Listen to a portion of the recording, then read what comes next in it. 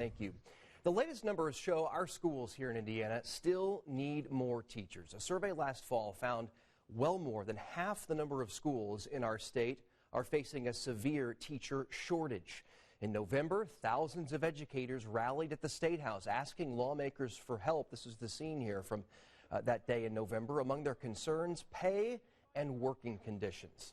It is the subject of this week's Schools in Session. Our education contributor, Jennifer Brinker, is here this morning. She's assistant principal at Greenwood Middle School. So thanks for talking about this issue from an administrator's viewpoint. You were telling me, okay, so right now fewer people are entering the teaching field. At the same time, you've got teachers choosing to leave the classroom. That's kind of a double whammy. Absolutely. So like you said, 64% is actually that number of Indiana school corporations that started their school year last year with 3 or more unfilled positions. So there aren't people that are entering the field as much as there used to be. And then, like you said, people exiting the field. A recent Gallup poll actually showed that 50% of current educators in the state are considering other options for employment. So it's a real problem. Why is this?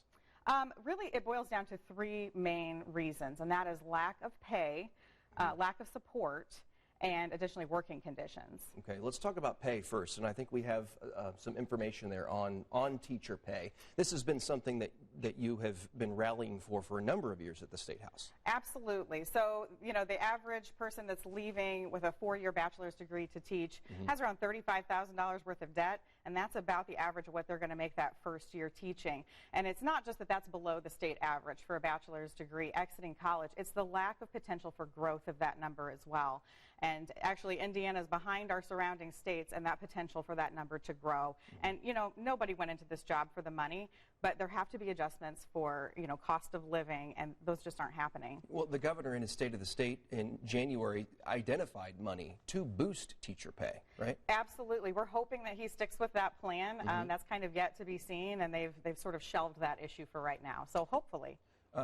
Lawmakers also just voted to stop using standardized test scores in teacher evaluations. That's something teachers wanted to see. How big of a step in the right direction do you think that is? Oh, I do think that's a step in the right direction, absolutely. However, the performance on these high-stakes testing is still going to be tied to school funding. So while it might not be, you know, exactly showing up in the teacher's paycheck or deducted from a teacher's paycheck, it still will for the school corporation. But it's a good step.